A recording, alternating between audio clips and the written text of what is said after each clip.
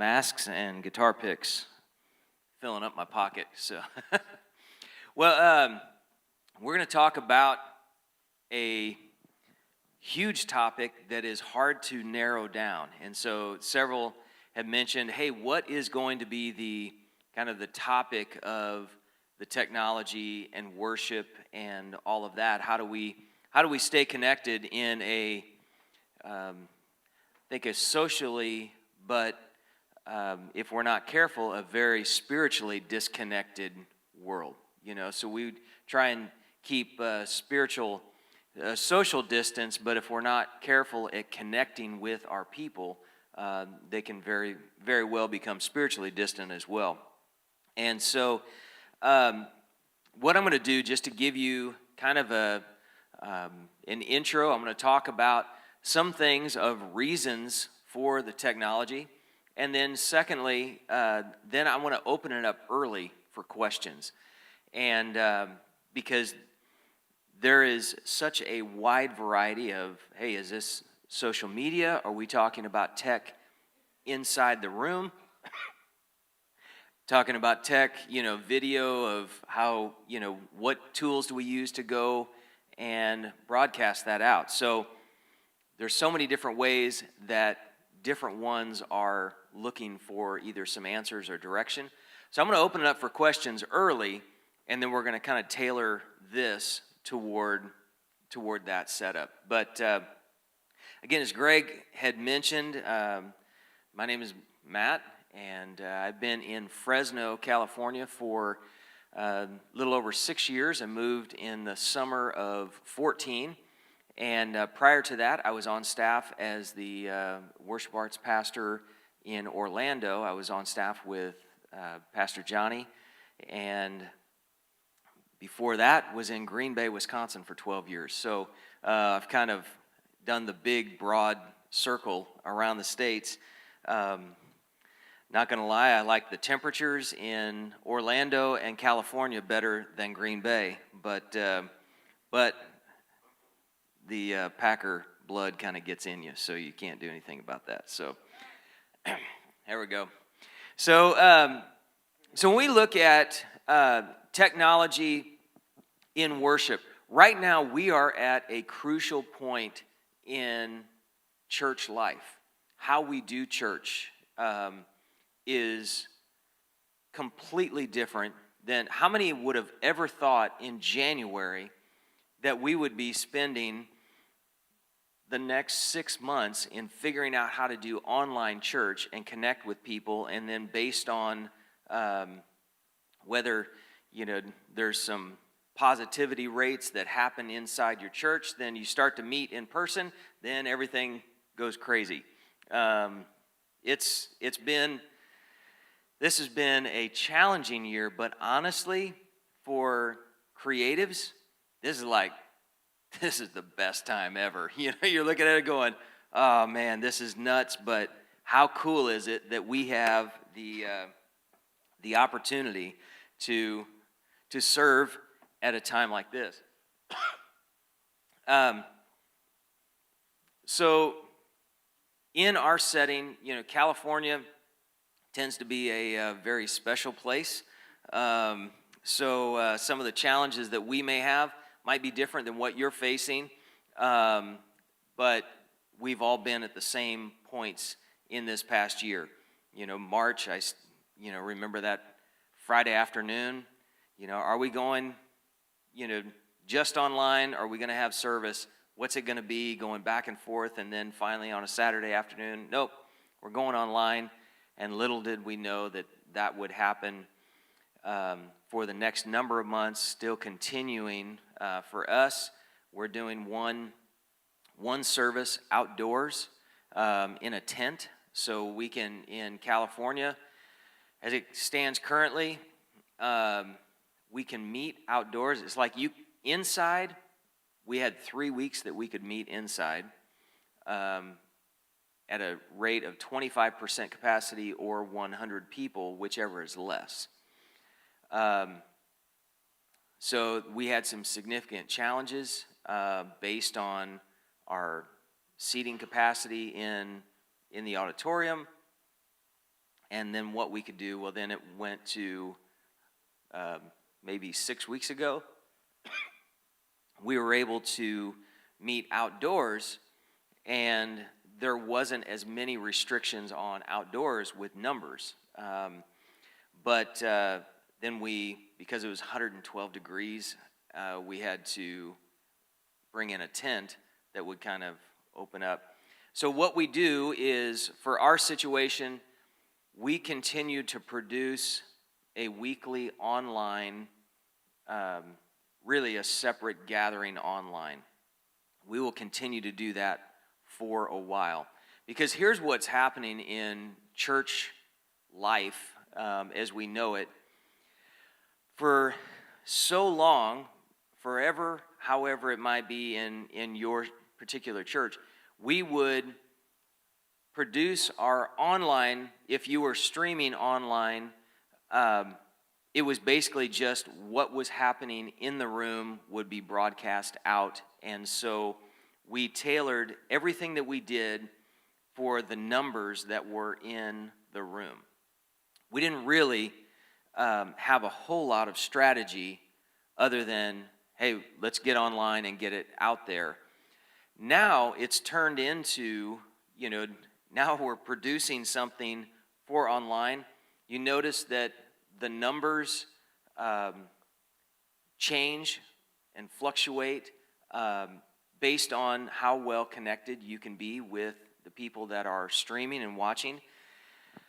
But I think as a church in general, I think we're at a point where we have to start realizing, at least this is the focus that we've taken, is that our online gathering will, from here on out, probably be our largest service or our largest campus from here on out. We deal with certain things. There's people that they can't wait to get back into the building, and then you have people that go nuts on social media, and they're like, open up the church. And we've been open for nearly 2 months for online gatherings, or for outdoor gatherings. That person that was griping the most has showed up to one gathering, sat in the back and talked to people outdoors, and then left early. And I'm like, are you serious? So there's certain things that you have to look at and go, we're in a different time. And it takes not just one type of media, but it takes all of it. So is it just social media that allows us to connect? No, it's not only social media, but that is a part of it. There are certain parts of social media that I cannot stand, but I know that I have to be involved and have to be in it and around it so that we can stay connected as a church. Then there are other parts of how do we do church when we don't have the money and the budget as a church to be able to buy a bunch of cameras. We don't have, how do we stream, without having to spend a ton on streaming service providers? What is an answer? So I think when we're looking at it, we have to look at, one, are we looking at technology as a tool or a toy? For a lot of years, it's been something I've always enjoyed being around, and I remember waiting. It was for the iPhone 2 when my family, we were in Memphis visiting my late wife's family, and so we were just there on vacation, and they were going to have the release date. And we went to Memphis. They dropped me off at a mall and picked me up 4 hours later when I got my new iPhone. And so those were things that I love, being on, the edge of getting new stuff. But you also have to look at, what are we going to do with it? How does it, you can spend a fortune, and if you do nothing with it, then, great. Well, the new phone is going to have, the newest operating system. Yes, so is the one that was released a few years ago. So you have to kind of weigh out, how are we going to use things? Are we tethered to technology? Have we let it control us, or are we in the driver's seat in how we're using it? So we have to look at why are we using the technology? How are we going to use it?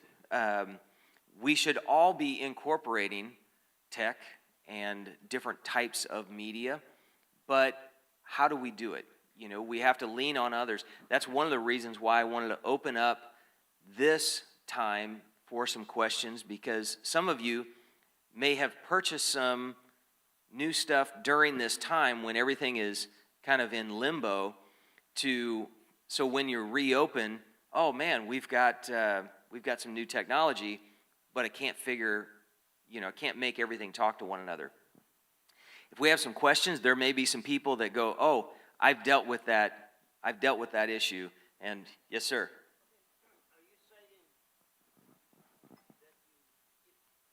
we on Sunday morning live stream our service? Yeah. Are you advocating filming another separate service just for the purpose of your online audience? Not necessarily advocating that for everyone's situation. For our situation, because of some of the challenges we've had, or what we're trying to do, at this point, we are continuing right now to pre-record and then produce an online service. So one thing we started doing is, because when we pre-recorded, right now our flow is our weekly flow as a team and as a church.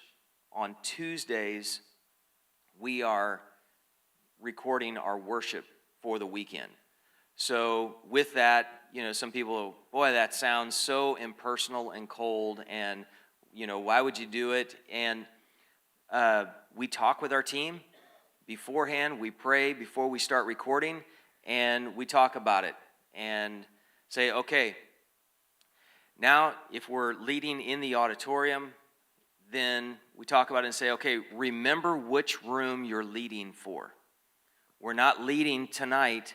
We're not leading for this room. We're leading for that room. So we want to lead for their living room, not necessarily the auditorium. So making sure that we have our focus to who we're leading and whether speaking to, leading to. And we have decided right now to do that because it gives some consistency in what we're doing, rather than until we kind of know, yes, we're in live gatherings, we can meet at the church and inside the church. In your case, you're not able to have a live Sunday service. No. Yeah. And because of our original schedules, our Saturday night, we have a Saturday night 6 p.m., a Sunday 9 and 11. Well, we have an outdoor gathering, but it's Sunday at 9 a.m. So we have nothing to show online, and you can't do a Saturday in the summer. You can't do a Saturday 6 p.m. outside, because we would fry everybody, because it's like the heat of the day, on the West Coast, so it's just blazing hot and difficult. So what we have done is we'll record worship on our Tuesdays. We record the message on Wednesdays, and then other hosting segments, different things that are a part. And then Thursdays and Fridays, our guys are editing, making sure that all the audio is mixed and everything. We test it Friday nights, usually about 9 or 10 o'clock. We have 3 different people that will test it in different areas and different internet speeds. And so that's my typical, with my wife, I'm like, hey, guess what? It's church time. And so we watch, at around 9 or 10 o'clock on Friday nights, we'll watch the service. Last night during the service here, I was getting a text from my video guys, hey, just so everybody knows, we're getting ready to do the test, so I'm looking at it, go, yeah, that won't happen tonight. So then we're set, and we've tested making sure that everything is working, that our internet, we don't have any lags. So then once Saturday and Sunday hits, we're ready to go. We know that, outside of there just being, some major server crash wherever, their streaming provider is, we're going to be good. So we built that in pre-recording for a couple of reasons. One, the quality. We were able to make sure that we have a good quality control of what is going out, and we're able to really put some time and effort into it, and knowing that regardless of what happens for our outdoor gathering, it's a different vibe. It's kind of three guys that are singing. It's an open tent. So we kind of embraced hey, this is kind of like, old school. Let's not make technology and production drive this thing, So, and I think you have to know, that's one of the things in using technology. You have to know what environment you're using it for. There's certain issues that you just don't need to use a lot of that.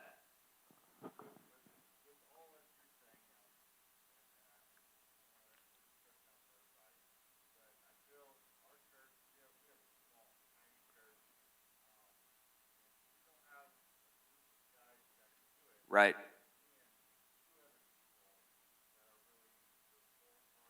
Yeah.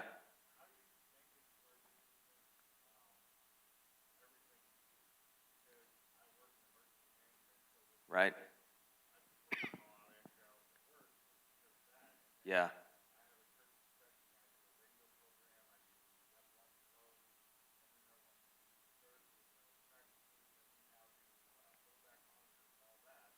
Right. Yeah. I think there has to be communication. If there are, lead pastors or staff pastors that is, what you do, I think it's good for all of us to have the reminder that without volunteers and people that serve at whatever level, we don't have, especially right now, if you don't have a solid infrastructure of volunteers, you're not having church that week. Your church does not, all of those things aren't going to happen on its own. And, and so I think from my end, I'm very aware that there are people that are sacrificing their time, coming in and utilizing their gifts and their interests, but also knowing for all of us, we're kind of over our head right now, and just being honest, we could fake it and say, oh yeah, well, you do this and then it's all good, and we're figuring it out on the fly. So one of the things, and I'll just throw out as we're going through, how do you do that so that it's not all you do? I think it takes a lot of communication with the church leadership, of just letting them know. So as a leader, there has to be proper expectation, but I have to be realistic. There's certain things that I can't do because there's not enough hours in the day to be able to pull it off. While I consistently like to bite off more than I could chew and kind of live on the edge and going, man, I'm jumping into the deep end of the pool. It'll be a blast. Everybody will love it. I may love it, but the people around me, I might be driving nuts. And so I've had to have a lot of conversations with, I'm fortunate to have for what we're doing, we have a very small team, but they also they love it. But I have regular conversations. Okay, guys, I think this would be good, but I want to give you freedom to push back on me. If you don't think that we can pull this off, I need you to let me know. Because if we can't do it, we can't do it. Let's not try, get halfway in, and then go oops, and because that's a bad position to be in. So I think for knowing what tools you can use to make your workflow easier. So recording, here's one thing that we did that we were realizing on our Tuesday nights when we were recording our worship. We would come in, every week we'd record one set of worship. They would mix it. We were doing it on Wednesdays because that's the spiritual night, spiritual day to do everything, right? If you got a choir practice, if you got all that, you do it on Wednesdays. So we started saying, okay, instead of, let's move this to Tuesday. It gives us an extra day to try and work ahead. There's nothing spiritual about this. We can do this on Tuesday. Just have your right mind and where you're going. But we also started looking at it going, if our volunteers could stay an hour later, if we're there for 3 hours, what if they said, hey, we'll stay an hour later and we'll only have to do this every other Tuesday, and we do 2 weeks of worship on that one night. Now it's a game changer because people start having a life going, oh man, this is so awesome. I'd rather, we'll sit around and talk for the extra hour anyway. Let's just work. Let's work hard, get out. And then so I think there's certain ways, finding the systems that we don't have to work as hard just because we've always done it that way. There's never been a better time to change your workflow, change your strategy, change what you want to do. We're all church planters right now. No matter what the size of your church, if you have 5,000, if you have 5 people, we're all church planters, and everybody has a level playing field. While we're doing everything online, the church that has a congregation of 50 has the same opportunities as the church of 5 or 10,000. You just have to be faithful and leverage that technology and get the message out. And so I think we just have to figure out smarter ways, but also have good communication with our team going, man, I'd love to do this. I'm just out of time. I've got a lot of things going on. You have to be realistic about those times too, because if people on your team, you have to stay healthy, because it only takes one person that's on a media team to come up with a positive test, and we're all going, did he interact with this person? Was she connected to, it changes how we do stuff and realizes we've got to have a deeper bench of more people involved. Yep.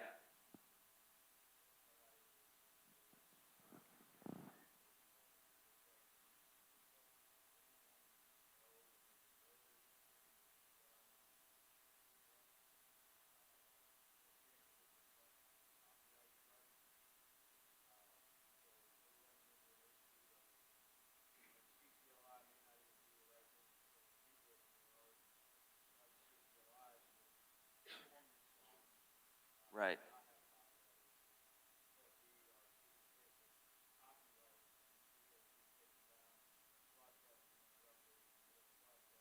What platform is that happening on? Facebook? Okay.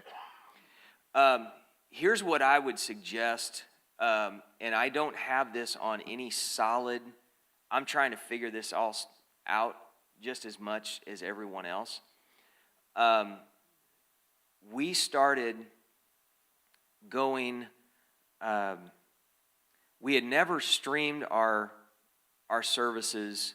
We were streaming with our website and using the online church platform. So if anyone is not using that, it's basically a church online or online.church. It's a free resource from it's Life Church out of Oklahoma.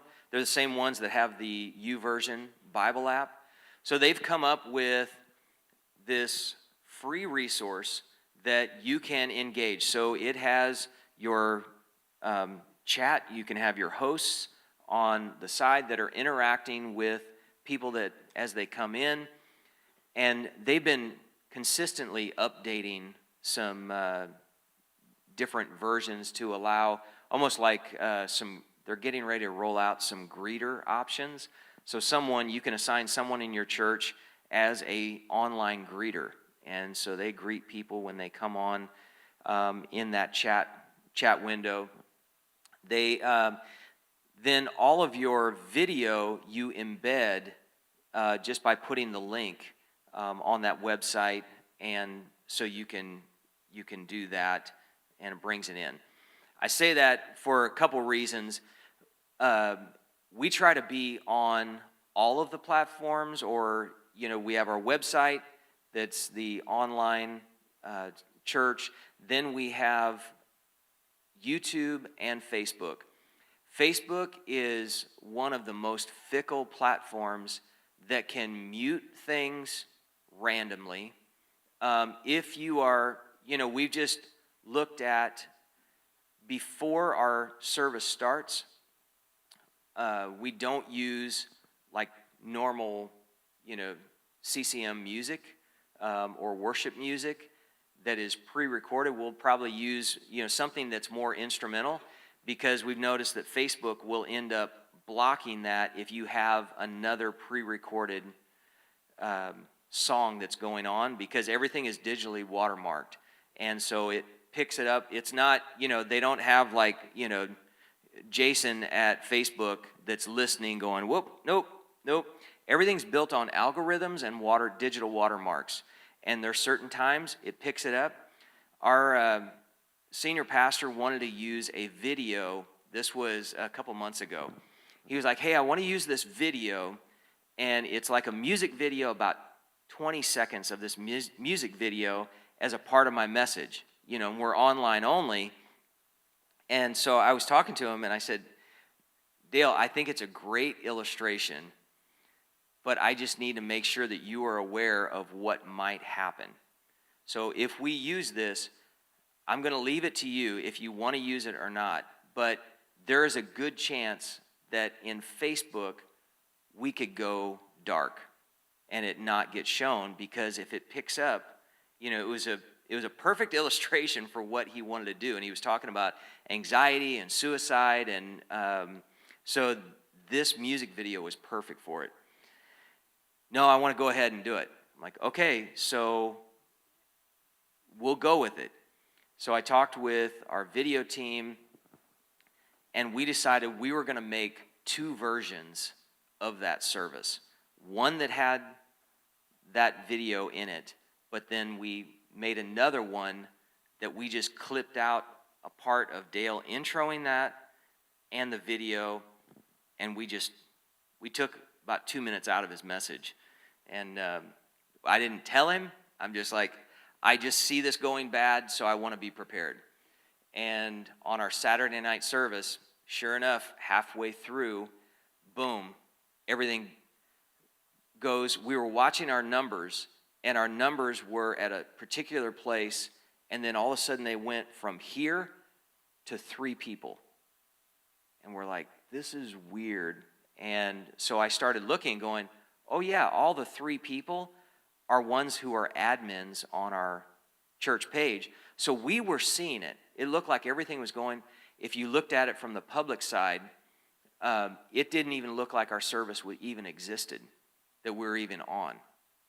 And so it's one of the challenges that we deal with Facebook.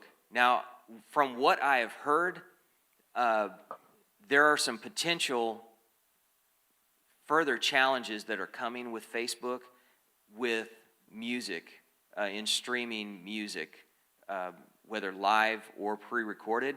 I don't have that on firm fact, but I've just heard in the upcoming next couple months that there may be some more challenges. I would suggest people, if you can go Facebook and YouTube, start a YouTube channel. If you haven't started one by your church, make sure that you start the YouTube channel, start moving things over, and put it up there. Also, if you don't have an app, YouTube is a great place that you can upload Bible studies, you can upload different things, you just put them in different playlists, and it kind of gives everybody like their own TV channel. You know, if people are at home with their smart TVs, you got men's Bible studies, a women's Bible study playlist, and then you go through and hit it. But Facebook is very volatile, and I don't trust it. That being said, we still use it, but I just know it's a free service, and I can't call and ask for my money back if they say, nope, this is gone. So we have to expect. So with the live streaming, we use Facebook and YouTube. Yeah. But we bought a camera because we were using a cell phone initially. And one of the things we ran into trying to pull up YouTube was that YouTube will not allow you to live stream from a cell phone unless you have 1,000 followers that have liked and followed you at your YouTube channel. So in order to go live on YouTube, we had to have a camera and run it through a computer and run it through there. So just FYI for small churches, if you're using a cell phone I know a lot of small churches are using cell phones to do their live stream. What do you Yep. suggest as a workaround for that? I would suggest this program, and they're using cell phones, but it is an app called Switcher Studio. You can just go to switcherstudio.com. This has been one of the, it is, but you can use it for free, but if you want to use it with YouTube and get around some of those things, you can do a paid subscription. So here's what Switcher Studio does. It's basically an all-in-one. It's only for iOS, so it's if your iPads, iPhones. So you can take, and we ended up doing this. We have a Spanish service, and they were asked to provide a video for it was like a Teen Challenge event that they wanted Spanish worship for and wanted our team, but they're kind of doing the shooting with iPhones, but then just give us the recording and we upload it and set it as a premiere on YouTube. So, but they needed the capability to live stream it. So Switcher Studio, you can take an iPad and you can use that as your camera switcher. And then you end up taking an iPhone and you connect it through the Wi-Fi. If you have a good solid Wi-Fi signal, then you connect. My iPhone will connect to my iPad, and now that's a camera that I can use to switch to. So the nice thing about it is there are people that would be on your, in your church that would say, hey, you're not supposed to be using your phone during church anyway. How about you volunteer and you let us use it as, being able to do this. Well, now this is a camera, and last night you saw they had these, and they're using them on sliders. You can use like an Osmo, the Osmo Mobile. They have the Mobile 3, the Mobile 4 is just coming out. It's by DJI. So it's like a gimbal. So you can be running it, and everything's smooth. With that, I think their basic package is like $35 a month. That will allow you to then connect to your YouTube channel. And we don't have. I think it allows you to not be constricted to your subscriber rate. But when you're starting a YouTube channel, one of the key things, if you can get 100 subscribers, so like call everybody hey, just do me a favor, help me get to 100 subscribers for our church, because then you can customize your URL. So you can be, this church in blah, blah, blah. So YouTube / First Assembly Church, whatever.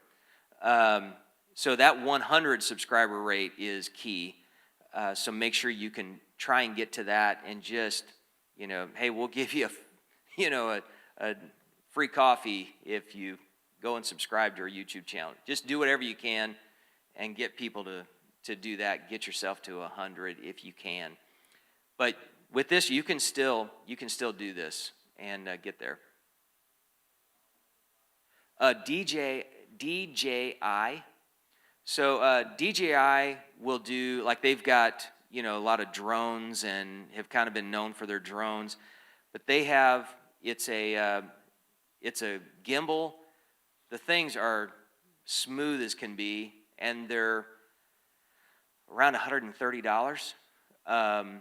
But that being said, you can put this on a tripod and set it in a couple different positions, and you can have 3, 4, 5 cameras.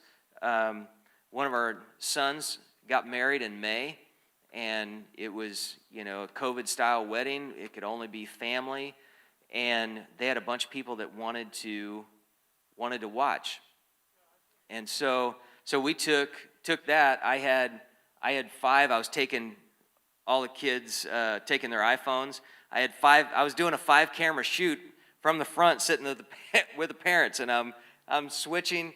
And on that, I just saved it to the device. I saved it all to my iPad, and then went home and then uploaded it, because we were out in the middle of nowhere and I didn't have a steady connection. So you just save that file directly to the iPad, and then go from there. So.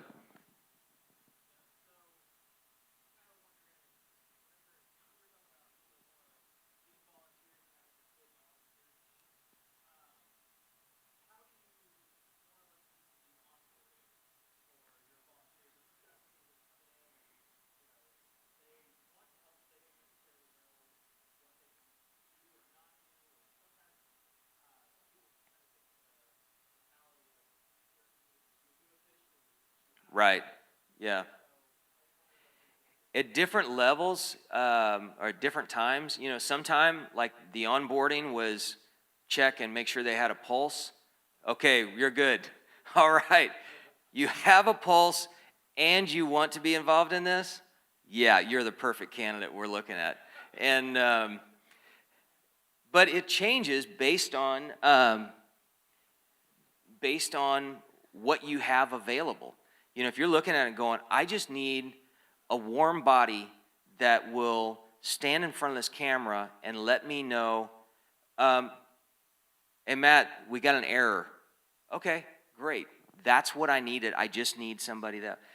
But then you allow and have them grow in the process and be able to take, if you're doing a midweek, if you have a midweek band practice, or, like for us, our Tuesday nights, one thing that has allowed us to grow our volunteer base during this time for video is there are a lot of, like, video nerds that had some cameras and wanted to use them, but really didn't have an outlet. And so we started talking to them, going, hey, we're doing this. Well, what kind of camera do you have? And look at it. Okay, if it's something that we could use in with what we had, but if not, we just look. Hey, we've got this camera. We just need to make sure that you're there, and here's how you check focus on it, and here's what we want you to do. And we have some people that they are more excited. They never volunteered in our video program before. And I see them on Sunday, and they won't stop talking about it, because now they're watching. They have a sense of pride in seeing what we're doing online, and then they're showing their friends, and they're going, oh, yeah, one of my coworkers, he can never come, but now he's watching it. The other thing is, with our online, we have to stop thinking we're a Sunday church. because of what we've been walking through in the last 6 months, it's allowed us to kind of get rid of our own crazy thinking that church only happens on Sunday. That some people, they work through the weekend, just catch our stream, hey, check this out during the week.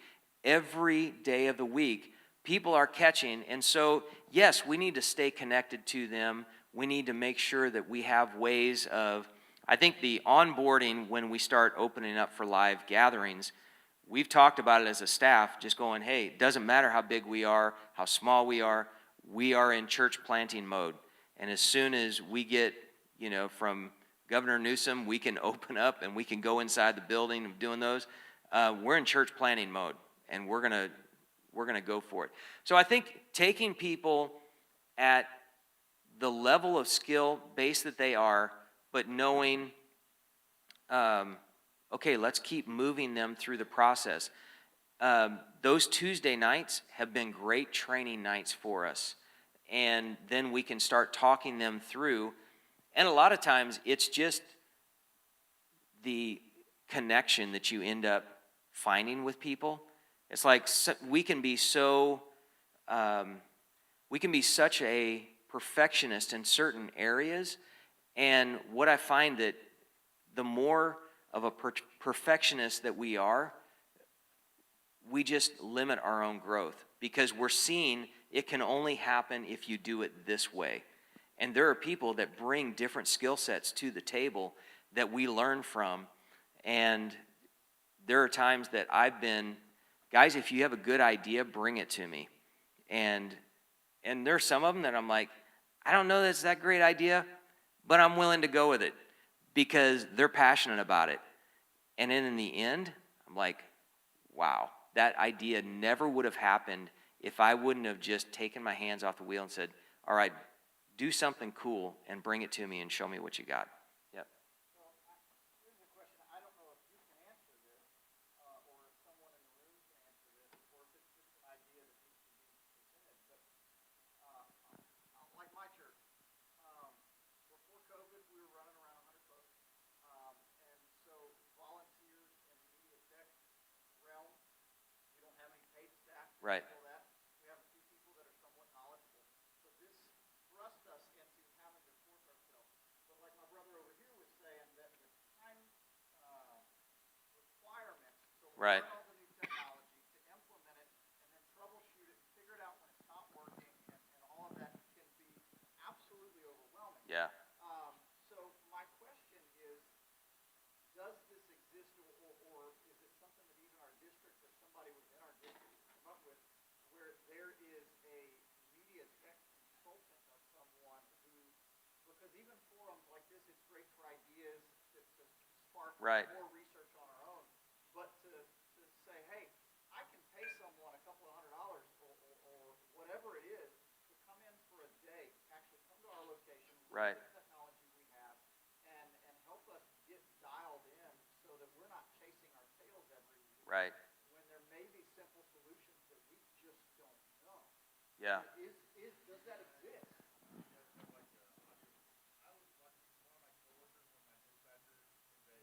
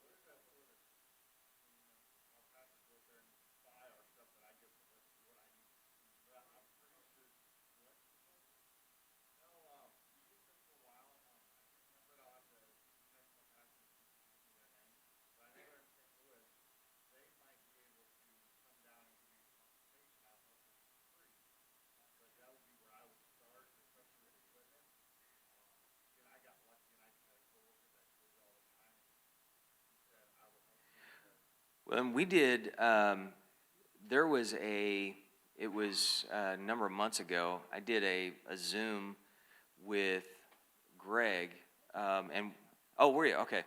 So there are some things that if, and I'll give you my email address if you guys want to take it down. If there are things that I can do to help, and if I can't, I'll be honest and say, hey, you might want to talk to this person, or and so the pool of people might be different, because of me being distant out there. But I'd be happy if there's anything you need. It's just Matt, M-A-T-T, at mattperkins.org. So super simple. Yeah.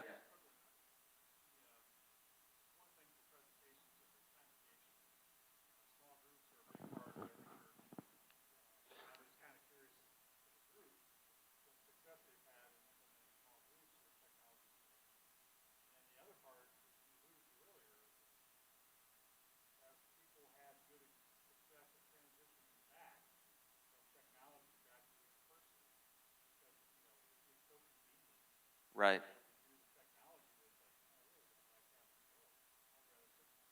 Right. So the first, how many are using like either Zoom or some way for small groups? Does it seem like it's working good, or?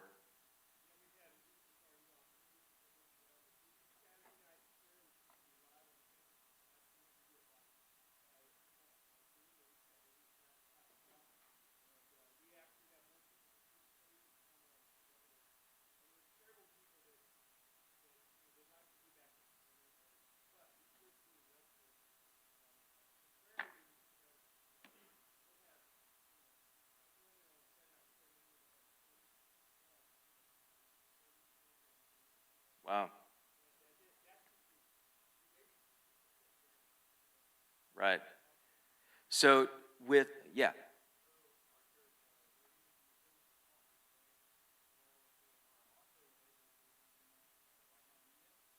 Okay.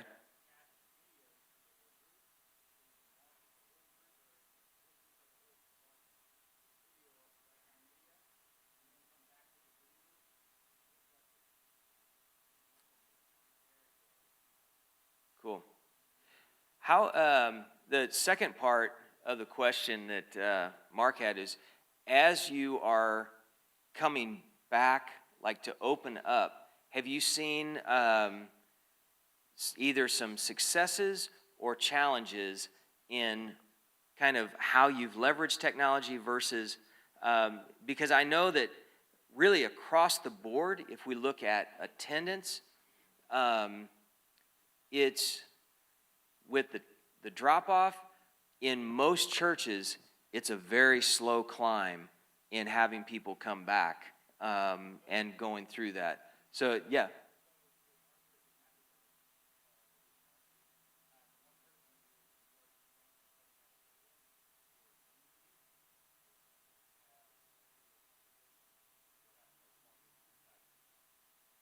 Oh, okay.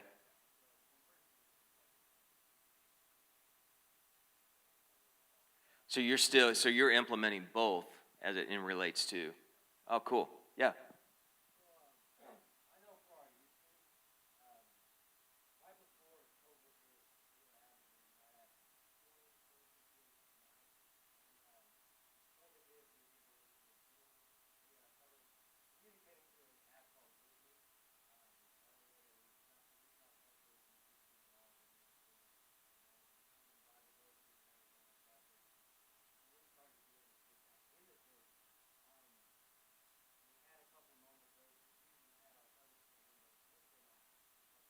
Yeah.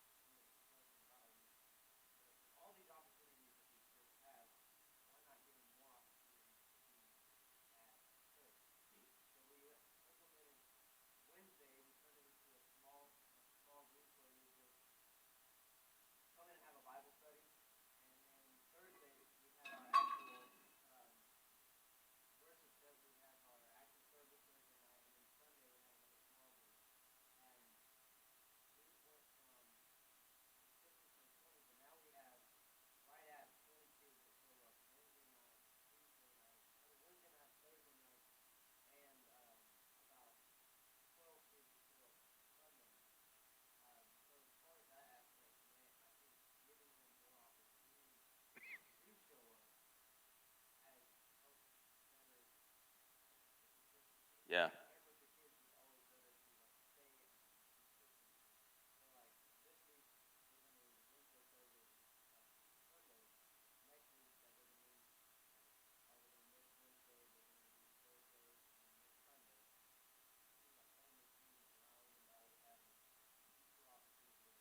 Yeah. That's awesome. And I think it's pretty cool to see how, in different settings we looked at it and go, okay, we've got to think different. And so what are we going to do? And what may work for a Wednesday, Thursday, Saturday, or Sunday, for some people you might look at it and go, okay, so we're going to try this. It may or may not work, but I'm just committed to, I'm going to be flexible and try something until you hit something that works. We look at, for some people, they are seeing huge success on Instagram with social media, and others, I think it changes based on the average age of your church, how you communicate based on what your core is. For us, people engage in Instagram to some degree, and it's okay. But based on the demographic, we have much more response and engagement on Facebook. You just have to weed through be willing to, we don't spend any time of just going, we don't have time for just stupidity. If people are going to get on our, just troll our page, ban them and keep going. And we don't have time to do that. There's just, okay, we've got to keep going and find what works. Phil, did you have a question before?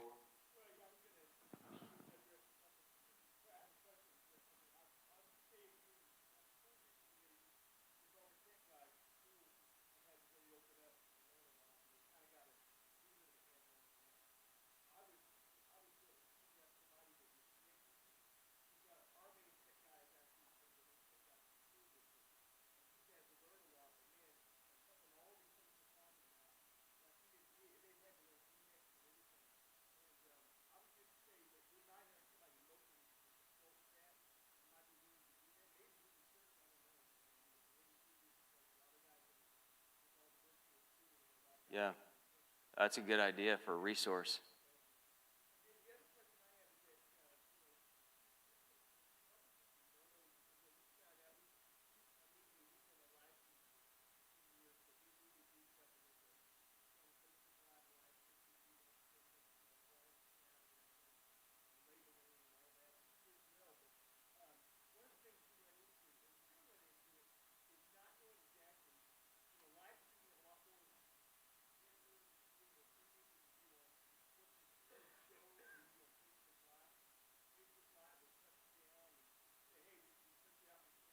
Right.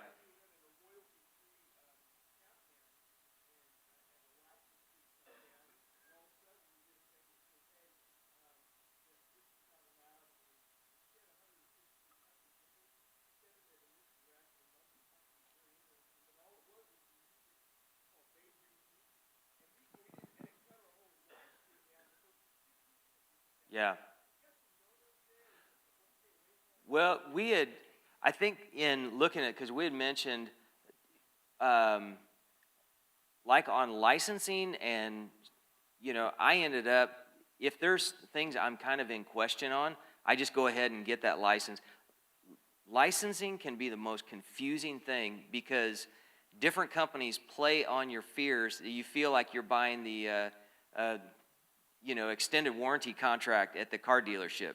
You're like, wait, how come this is covered and this isn't? And so I'll be the first to admit, it gets confusing for me. And so I look at it and go, okay, if it's not that much, I'll just go ahead and get the license because it covers us. The thing that it doesn't communicate well with, Facebook can be one of the most fickle platforms. There are certain days that there's connectivity issues and it just doesn't work well, and so that's the thing that we talked. If you can use YouTube, the thing with that online church platform, it's basically a shell, and what you can do is if you don't use another streaming provider, so we just previously we used a company for a number of years called Stream Monkey, and they're based in Orlando. Actually started using them when I worked at the church in Orlando. Then just a few months ago, we switched over to Living as One, and which now they changed their name. It's Resi. But it is a different way of doing it, but it's bringing down our costs quite a bit. But if you look at it and go, hey, we don't want to pay for another service, if you stream to YouTube, you can embed that into the online church platform. So that's another thing. Facebook, I think, is going to get more fickle with churches live streaming. Right now, in this time, a lot of companies have given some leniency and leeway for church streaming because, it's so chaotic. I don't know when that's going to go away, but I'm planning for it, that, it's going to go away. It's going to get harder to live stream with live music on Facebook. I don't know that for sure, but I'm pretty confident it's going to get more challenging. And the only thing that you can do is communicate to your leadership. I communicate to our pastor all the time. I was telling about that story with the, sure enough, it shut it down in using that video. So we just started for the next morning. We uploaded, after that Saturday night service, we uploaded the new video without, Dale referencing that music video, and we were able to get by with it. But it's a challenge. Yeah. Oh. All right, next.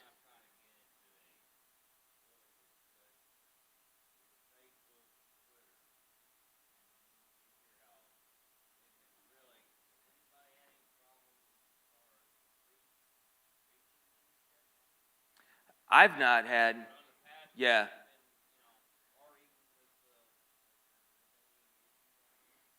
I haven't seen any issues as far as the message. It's usually what's happened from music that has triggered everything being gone. So that's been, at this point, I've just had stuff with the music. I know one thing we did when we first started going live is we started on YouTube.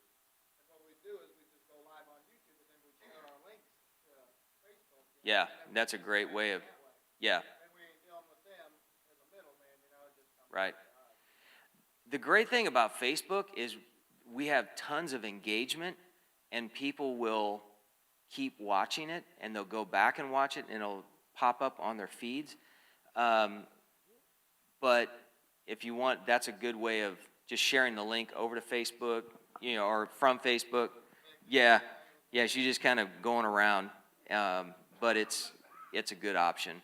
So, and one thing is if you're streaming to both, you can have your live stream pop up on Facebook, but you can also do another post with it shared, so that if something goes down, they can go and see it, that it's going on YouTube. Yeah.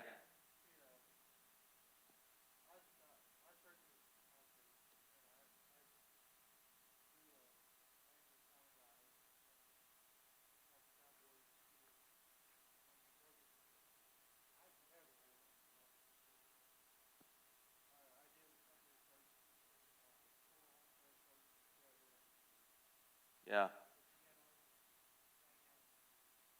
Yeah, and I think one of the things we look at is we just end up, it's hit and miss. And so I think you just have to plan for the worst, but hope for the best. And if you've done your due diligence, knowing that if something does go down, I have another plan. I think that's been the name of the game with everything that we've been doing from this year. If this happens, then I will do this. If Governor Newsom says you can't sing, then I will do this. If you can, It's a crazy time. We're out. Okay, we're gonna have we have to go to the next workshop, but if there's a couple questions while you're heading out, I'd be happy to take those.